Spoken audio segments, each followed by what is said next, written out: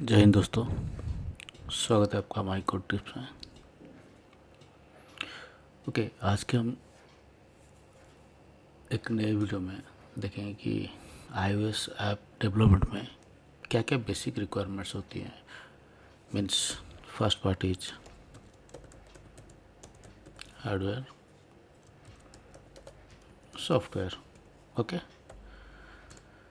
तो ओवरऑल हम देखेंगे कि क्या क्या बेसिक रिक्वायरमेंट्स हमें ज़रूरत पड़ती है, स्पेशली iOS ऐप डेवलपमेंट। मैं एंड्रॉयड ऐप डेवलपमेंट की बात नहीं कर रहा हूँ, iOS ऐप डेवलपमेंट की बात कर रहा हूँ। Okay, first part is hardware में हमें बेसिकली जो ओवरऑल रिक्वायरमेंट है, टू थिंग्स ज़रूरत है। वन इज लैपटॉप और डेस्कटॉप। ओके, लैपटॉप में आपका मैकबुक प्रो हो सकता है, ठीक है, और बेसिकली मैकबुक प्रो ही हम लोग यूज़ करते हैं। और डेस्कटॉप में आप आई मैक ले सकते हो। मीन्स लैपटॉप में आपको मैकबुक प्रो और डेस्कटॉप में आपका मैक मिनी और आई मैक, जो ये अफोर्डेबल है। मैक मैन मिनी ये है कि इस पर एक आपको प्रोसेसर दे देंगे। प्रोसेसर मीन्स एक जैसे हम लोग कहते हैं ना सीपी बॉक्स की तरह, जिसमें आपका सब कुछ रहेगा एक्सेप्ट द इनपुट और output devices. Means input output devices means like mouse, keyboard और डिस्प्ले वगैरह नहीं रहेगा।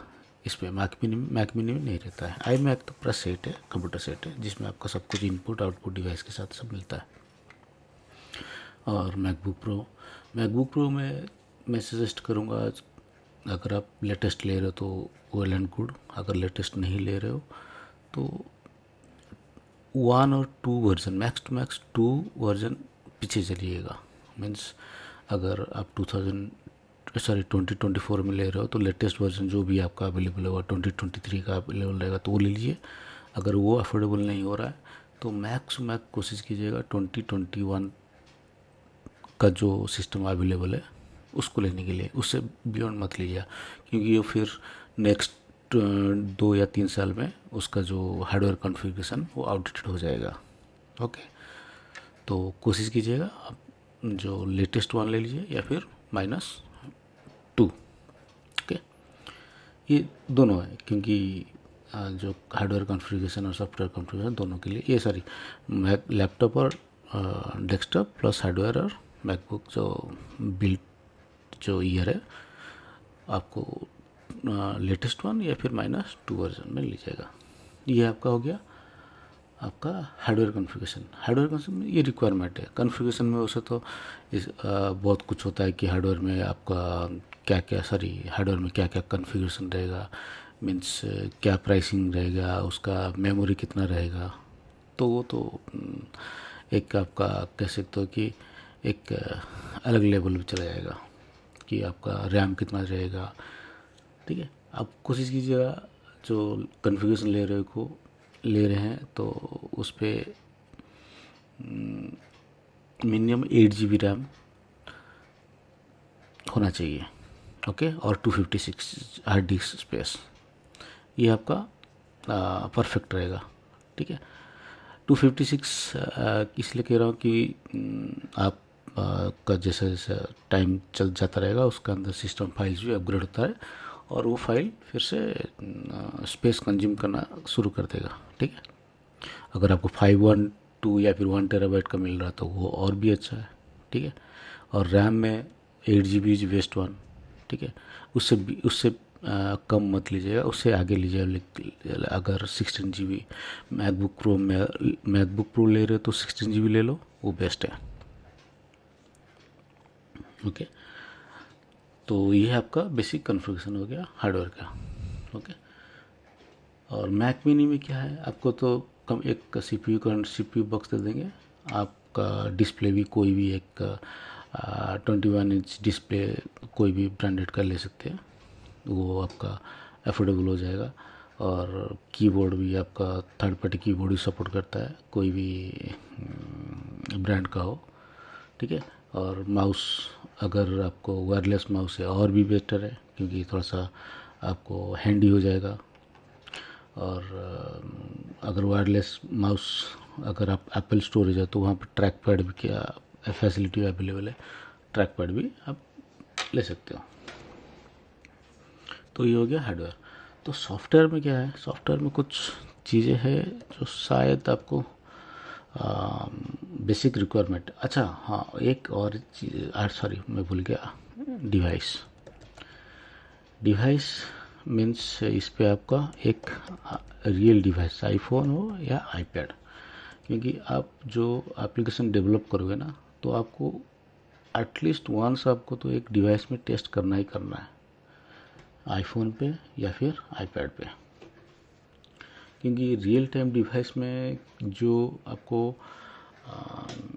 यूजर एक्सपीरियंस और यूआई का जो फील देगा ना, वो आपको सिमुलेटर में नहीं मिलेगा, ठीक है।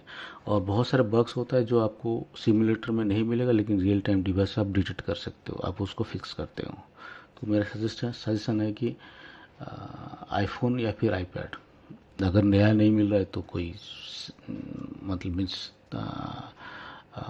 सेकंड हैंड जो अफोर्डेबल होगा वो आप एक्वायर करके डिवाइस टेस्टिंग शुरू कर सकते हैं, ठीक है ना। लेकिन एक रियल टाइम डिवाइस होने से क्या है कि रिलायबिलिटी, आपका एप्लीकेशन का रिलायबिलिटी चेक हो जाता है कि ये रिलायबल है कि नहीं। क्योंकि बहुत सारे जैसे सिमुलेटर में बहुत सारी चीज़ें चेक नहीं कर सकते हो, गेमिंग का हो गया, थंब इम्प्रेशन हो गया, ऊपर से 3G और 4G और 5G का जो कन्फिग्रेशन और एरर, नेटवर्क रिलेटेड जो इश्यूज है और एरर है, वो आप सिमुलेटर में नहीं चेक कर सकते हो, लेकिन आपको डिवाइस में चेक कर सकते हो। जो लो बैंडविड्थ में जो एप्लीकेशन चलता है वो आपके लिए डिवाइस में आपको एक बेटर इंफॉर्मेशन दे सकता है, ताकि आप उसको फिक्स कर सकें। ओके, तो ये हो गया आपका डिवाइस का हो गया। सॉफ्टवेयर में आपको चाहिए फास्ट डेवलपमेंट के लिए एक सॉफ्टवेयर तो ही है एक्सकोड, ठीक है। एक्सकोड में आपको सब कुछ है, आपको एक एडिटर मिल जाएगा, एडिटर में आप चेक कर सकते हो। उसके अंदर एक इंस्ट्रूमेंट है, ओके। इंस्ट्रूमेंट में आप बग और परफॉर्मेंस चेक कर सकते हो, मेमोरी का सॉरी मेमोरी लीकेज भी चेक कर सकते हो इंस्ट्रूमेंट में, ठीक है। और एक है, और ये तो सॉफ्टवेयर में नहीं होता, लेकिन एक प्री रिक्विजिट्स होता है। एक होता है लाइसेंस फ़ी। लाइसेंस फ़ी है आपका $99 का जो आता है बेसिक एप्पल डेवलपर, जो आपका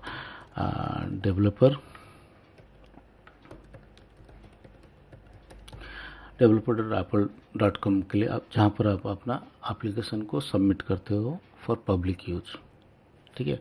इसके लिए आपका बेसिक लाइसेंस, जो इंडिविजुअल लाइसेंस है ये 190 सॉरी ओनली 99, और corporate license for corporate license I think it's $299, okay. तो ये आपका बेसिक एक रिक्वायरमेंट हो गया। ये हो गया आपका दो चीज़, लाइसेंस का इंडिविजुअल लाइसेंस और ये कॉर्पोरेट लाइसेंस के लिए, और ये आपका डेवलपर प्रोफाइल के लिए आपको चाहिए। थर्ड थिंग, लैंग्वेज कौन सा होगा आपको। अगर एप्पल डेवलपमेंट में जाना है तो आपको एक लैंग्वेज तो होना ही, आपको आइडिया होना चाहिए। एक है ऑब्जेक्टिव सी, दूसरा है स्विफ्ट, ठीक है। ऑब्जेक्टिव सी ये आपका जस्ट लाइक पुराना जो पूरा शुरू से, जब से आपका iOS का डेवलपमेंट शुरू हुआ उसी साथ लिंक्ड है, ठीक है। अभी जो ये जो लेटेस्ट अभी है 2014 ऑनवर्ड्स जो आया है वो स्विफ्ट में। अभी बहुत सारे डेवलपर्स स्विफ्ट को यूज कर रहे हैं, क्योंकि Swift is means more friendlier than Objective C में बहुत सारे कॉम्प्लेक्सिटी है, क्लास डिक्लेरेशन हो, फंक्शनल मेथड डिक्लेरेशन हो, या फिर डाटा पासिंग हो, बहुत सारे कॉम्प्लेक्सिटी इसमें फेस करना पड़ता है, जो नॉर्मल एक डेवलपर अगर तुरंत बिगिनर के लिए बहुत सारा कॉम्प्लेक्सिटी ऑब्जेक्टिव सी में होता है। लेकिन स्विफ्ट में वो चीज़ नहीं है, ये बहुत फ्रेंडली लैंग्वेज है, बहुत इजीली आप लर्न भी कर सकते हो। मेरे ख्याल से आप अगर हार्डली आप पर 30 to 60 डेज अगर परफेक्टली दे दो ना, तो आराम से आप स्विफ्ट में कंट्रोल पा लोगे, क्योंकि स्विफ्ट इतना इजी लैंग्वेज है। लैंग्वेज में ना मीन्स एक्स कोड का मैं कंट्रोल के जो इसके अंदर और भी जो फंक्शनलिटी कंट्रोल्स है उसके बारे में नहीं बोल रहा हूँ। ओके, तो ये बेसिक जो इन्फॉर्मेशन है ये रहा। लैंग्वेज में आपका ये दो होना चाहिए, ये आपका डेवलपर लाइसेंस होना चाहिए, ये हार्डवेयर होना चाहिए और ये सॉफ्टवेयर। लेकिन इन सब से आने से पहले मैं सजेस्ट करूँगा आप एक बार जो बेसिक सी और सी प्लस प्लस का जो सी और सी प्लस प्लस, या फिर आप अगर जावा भी अगर किए हो ना, तो आपको बेसिक आइडिया होगा ऊप्स का कंसेप्ट का। ठीक है, अगर ये कंसेप्ट आपको क्लियर है ना, ऊप्स का कंसेप्ट है, तो आप इस लैंग्वेज को टच कर सकते हो इजीली। ठीक है ना, क्योंकि और सी का जो लैंग्वेज, सी में जो हम लोग पॉइंटर यूज करते हैं, ठीक है, यहाँ पर उसी का खेल है सब ऑब्जेक्टिव सी में। एड्रेस लोकेशन, एड्रेस और पॉइंटर का खेल है यहाँ पर।